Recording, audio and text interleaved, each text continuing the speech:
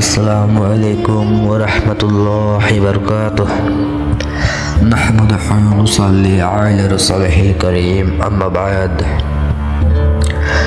প্রিয় শ্রোতাবৃন্দ, এই সংক্ষিপ্ত সময়ে সূরা আসরের আলোকে তাফসীর পেশ করব। সূরা আসরের সূরাটি মোট 3 আয়াত বিশিষ্ট। এর দ্বিতীয় আয়াতটি কেবলমাত্র সংখ্যার দিক থেকেই নয়, বরং মূল মর্মবাণীর দিক থেকেও কেন্দ্রীয়তার মর্যাদা রাখে। আয়াতটিকে এক অমোঘ সত্য বর্ণনা করা হয়েছে যে মানবজাতি সামগ্রিকভাবে ক্ষতির মাঝে পতিত, আর প্রথম আয়াতে এই সত্যের প্রমাণকে কসম বা শপথের আকারে পেশ করা হয়েছে, যেখানে তৃতীয় আয়াতে সেই ক্ষতি থেকে মুক্তিপ্রাপ্ত এক শ্রেণীকে নির্দিষ্ট করে দেওয়া হয়েছে। তাহলে এই সূরাটি দুটি স্তরে বিভক্ত হয়ে যায়। সূরাটির প্রথম অংশ ওয়াল আসরি ইন্নাল ইনসানা লাফি খুসর, মহাকালের শপথ, ওয়াল আসরি মহাকালের শপথ, ইন্নাল ইনসানা লাফি খুসর নিশ্চয়ই মানুষ ক্ষতির মধ্যে রয়েছে। একটি দাবি ও এর সপক্ষে প্রমাণাদি থাকার ভিত্তিতে তা উচ্চ পর্যায়ের জ্ঞানগত গুরুত্বের দাবিদার। আর এর দ্বিতীয় অংশ ইল্লাল্লাযীনা আমানু ওয়া আমিলুস সলিহাতি ওয়া তাওয়াসাউ বিল হক ওয়া তাওয়াসাউ বিল সবর, কিন্তু তারা নয় যারা ঈমান আনে ও সৎ কাজ করে এবং পরস্পরকে সত্যের উপদেশ দেয় ও ধৈর্য ধারণে পরস্পরকে উদ্বুদ্ধ করে। আমলগত দিক থেকে চূড়ান্ত পর্যায়ে তাৎপর্যপূর্ণ, কেননা এই অংশে সাফল্যমণ্ডিত জীবনের আত্মবয়সক সত্যগুলোকে ব্যাখ্যা করা হয়েছে। এর ফলে তা সিরাতুল মুস্তাকিম ও সাওয়াউস সাবিল এর সংক্ষিপ্ত তবে পরিপূর্ণ ব্যাখ্যাতে পরিণত হয়েছে। এখানে আমার উদ্দেশ্য সূরা আসরের তাফসীর লেখা নয়। প্রথমত, তাফসীর বলার জন্য যে ধরনের গভীর ইলমি যোগ্যতা অন্তর্দৃষ্টি দরকার, তার ঘাটতি নিজের মাঝে আমি সবসময় অনুভব করি। দ্বিতীয়ত, সম্প্রতি মাওলানা হামিদউদ্দিন ফারাহি রহিম তাফসীর করেছেন এবং তা যথাযথভাবেই করেছেন। এ প্রবন্ধের মূল উদ্দেশ্য হল সূরাটির প্রভাব বর্ণনা করা ও বিশেষত সূরাটির দ্বিতীয় অংশের বিষয়ে কিছু বিষয় স্পষ্টভাবে আলোচনা করা, এবং সেটা আমি অবশ্যই আলোচনা করব ইনশাআল্লাহ তাআলা। তো দ্বিতীয় অংশের বিষয়ে কিছু বিষয় স্পষ্টভাবে আলোচনা করা, কারণ এতে সামগ্রিকভাবে দিনের দায়িত্ব সম্পর্কে একটি পরিপূর্ণ চিত্র আমাদের সামনে চলে আসে। প্রথমত, এর প্রথম শব্দটি হৃদয় কম্পন ধরিয়ে দেওয়ার মতো। ওয়াল আসরি ইন্নাল ইনসানা লাফি খুসর, মহাকালের শপথ, নিশ্চয়ই মানুষ ক্ষতির মধ্যে রয়েছে।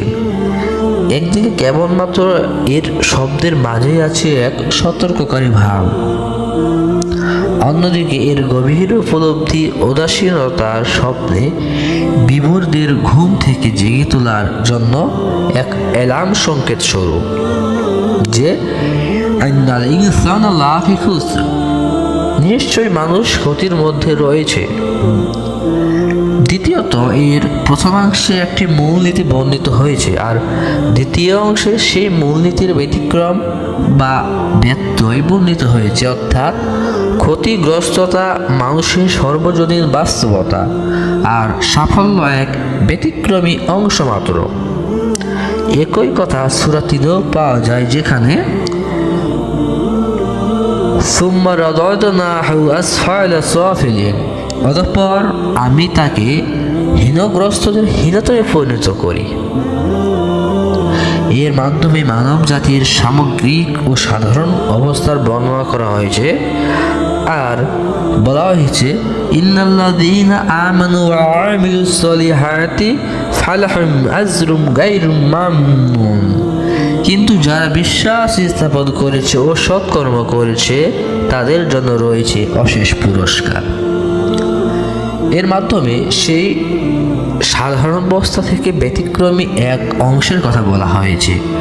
তবে সূরা 3-এ সতর্কীকরণ থেকে সুসংবাদ দেওয়ার এবং ভয় থেকে আসার প্রভাব বেশি লক্ষণীয়।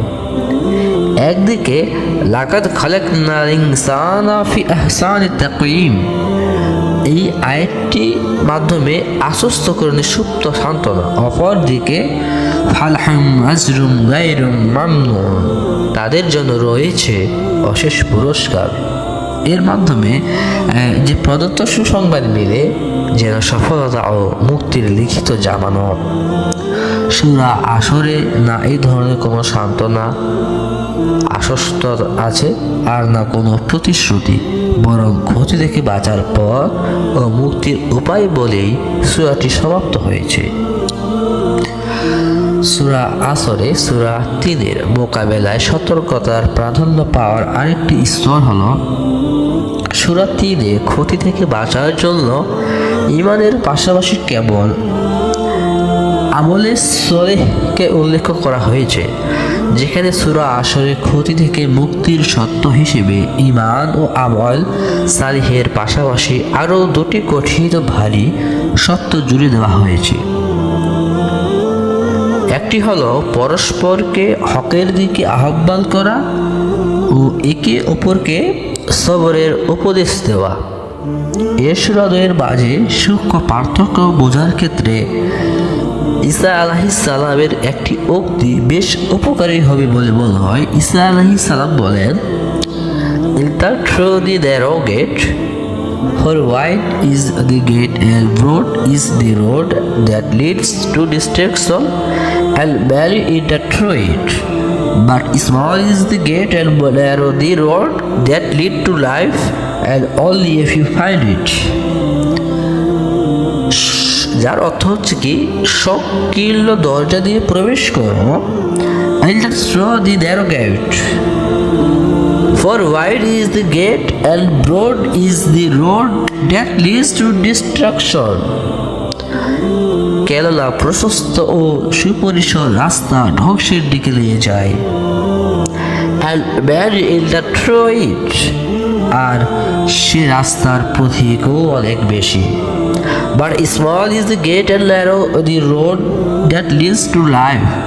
অপরদিকে সংকীর্ণ ও সংকুচিত রাস্তা জীবনের দিকে নিয়ে যায়, and only a few find it. তবে সেই রাস্তার পথিকও অল্প সংখ্যক।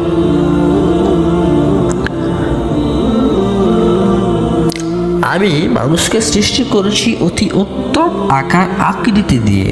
আল্লাহ তাআলা বলেন, আমি মানুষকে সৃষ্টি করেছি অতি উত্তম আকার আকৃতি দিয়ে এবং জ্ঞান ও যোগ্যতা দিয়ে, যার সুন্দরতম নমুনা হলো নবী রাসূলগণ।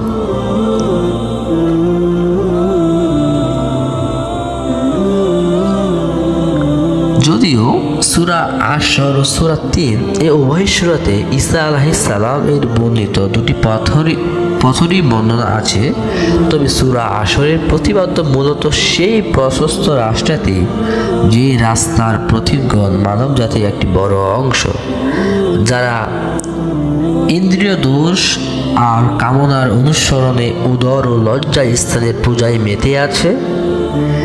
ভেড়ার পালের মতো লাগামহীন জীবনযাপনের মাধ্যমে তারা চিরস্থায়ী ধ্বংসের দিকে ধীরে ধীরে এগিয়ে যাচ্ছে। অপরদিকে সূরা 3-এর মূল আলোচ্য বিষয় দ্বিতীয় রাস্তাটি, যে রাস্তা সংকীর্ণ ও অপ্রস্তুত এবং এ পথের পথিক সংখ্যায় খুব নগণ্য, তবুও তা অনন্তকালের সুখের দিকে পরিচালিত করে। একজন বুদ্ধিমান ও উপলব্ধি সম্পন্ন ব্যক্তি, যার অন্তরে এখন আলোকচ্ছটা বিদ্যমান আছে, যখন সূরা আসর অধ্যয়ন করে মানব জাতির অধিকাংশই বিষাদগ্রস্ত অবস্থা ও তার তিক্ত পরিণাম প্রত্যক্ষ করবে, তখন স্বাভাবিকভাবেই তার মাঝে এক ধরনের হতাশা ও নিরাশা ভর করবে। আর হতে পারে এ কারণে সে মানুষের ফিতরাত ও তার মাঝে যে ভালো গুণ প্রাকৃতিকভাবে বিদ্যমান আছে তার উপর থেকে বিশ্বাস হারিয়ে ফেলবে। এ ধরনের মানসিক ও মনস্তাত্ত্বিক কৃষ্ণকালো জগতে সূরা তিল আলোর এক কিরণ রূপে প্রতিভাত হয়।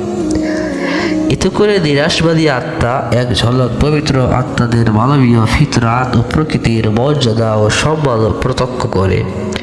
এতে করে হতাশার কালো তমস্রা দূর হয়ে যায়। ব্যক্তির অন্তরের ভবিষ্যৎ সম্পর্কে আশা ও নিজের সম্পর্কে আত্মবিশ্বাস সঞ্চারিত হয়। এখানে আরও একটি আকর্ষণীয় বিষয় হলো ইন্নাল ইনসানা লাফি খুসর, নিশ্চয় মানুষ ক্ষতির মধ্যে রয়েছে। এর সর্বজনীন সত্যের সপক্ষে ওয়াল আসরি, মহাকালের শপথ এর মতো আরও একটি সর্বজনীন বিষয়কে প্রমাণ হিসেবে উপস্থাপনা করা হয়েছে। কেননা যেমন আলোকোজ্জ্বল এই সত্য তেমনই রসিময় এর প্রমাণ। যেমন লাকাদ খালাকনা ইনসানা ফি আহসানি তাকওয়িম, এর সূক্ষ্ম বাস্তবতার সপক্ষে শুধুমাত্র তাদেরকে প্রমাণ হিসেবে উপস্থান করা হয়েছে যারা তিন ও জাইতুনের পতাকা তলে সমবেত হতে পেরেছেন, অথবা তুর ও সিনিনের উচ্চতার যারা মহান রবের সাথে কথা বলতে পেরেছেন, কিংবা বালাদুল আমিন এ মানবীয় মর্যাদার সাক্ষ্য দিয়েছেন আলাইহিমুসসালাম। এর জোরালো আওয়াজ চিন্তাশীল ও উপলব্ধি সম্পন্ন যে কোনো ব্যক্তিকে তাৎক্ষণিকভাবে স্বীয় জগৎ ও ব্যক্তিগত বিষয়াদির মাঝে নিমগ্নাবস্থা থেকে মুক্তি দেয়, তবে মনোযোগী করে তোলে বিশ্ব ইতিহাসের দিকে। ওয়াল আসরি, এর সর্বপ্রথম উদ্দেশ্য হলো ব্যক্তি নিজেকে যাতে জীবন জগতের সাথে ও বিশ্ব ইতিহাসের সাথে পরিচয় করাতে পারে। চোখ হলো দেখো পৃথিবী, দেখো অন্তরিক্ষ, দেখো মহাশূন্য। ব্যক্তির বুদ্ধিভিত্তিক দেউলিয়াত্বের সবচেয়ে বড় নিদর্শন হলো সে স্বীয় পরিবেশ আপন কামনা বাসনার মাঝে নিমজ্জিত থাকে, ফলে এসবের মাঝেই তার জগৎ সীমাবদ্ধ হয়ে পড়ে। সে না নিজের অভ্যন্তরীণ ও আধ্যাত্মিক প্রয়োজনের দিকে নজর দেয়, আর না জগতের এত এত নির্দেশের দিকে দৃষ্টি ফেরায়। ফলে এসব ছোট ছোট বিষয় তার কাছে পাহাড় সমান হতে থাকে।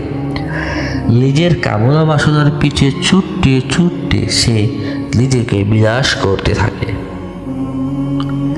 কুরআন হাকিম মানুষের এহেল মানসিক ও মনস্তাত্ত্বিক অবরুদ্ধতা ও বন্দিত্ব থেকে মুক্তি দুটি উপায় বলে দিয়েছে। এক, ব্যক্তি নিজের মাঝেই সত্য খোঁজার ও সত্যের নাগাল পাবার চেষ্টা চালাতে থাকবে। দুই, মহাবিশ্ব ও বিশ্ব ইতিহাসের দীর্ঘ সময়ের মাঝে ছড়িয়ে ছিটিয়ে থাকা অজস্র নিদর্শনের ব্যাপারে গভীর চিন্তা ভাবনা করবে। সূরা আসর সত্য সন্ধানের দ্বিতীয় উপায়ের দিকে আমাদেরকে নির্দেশিত পরিচালিত করে। সময় একটি বিষয় আমাদের নিকট অত্যন্ত সুস্পষ্ট করে তোলে যে মানুষ যে সময় উদাসীনতায় কাটায়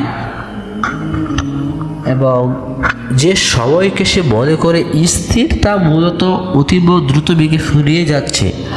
আজ যার অস্তিত্ব আছে কিছুদিন পরে তা অনস্তিত্বে বিলীন হয়ে যাবে।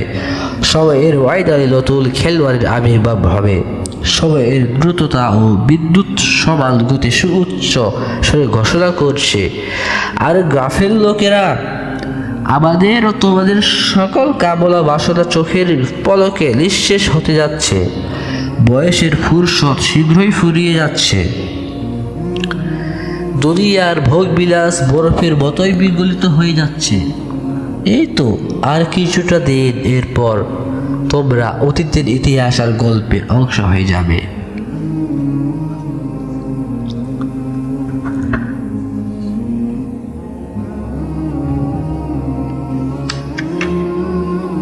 আল্লাহ তাআলা আমাদের এই সংক্ষিপ্ত আলোচনা বোঝার তৌফিক দান করুন এবং আল্লাহ তাআলা আমাদের 5 ওয়াক্ত নামাজ পড়ার তৌফিক দান করুন, ইবাদের উপর চলা তৌফিক দান করুন, পূর্ণাঙ্গ ঈমান ও মুমিন নিয়ে কবরে নিয়ে যাওয়ার তৌফিক দান করুন। সুম্মা আমিন ওয়া আখির দাওয়ানা আলহামদুলিল্লাহ।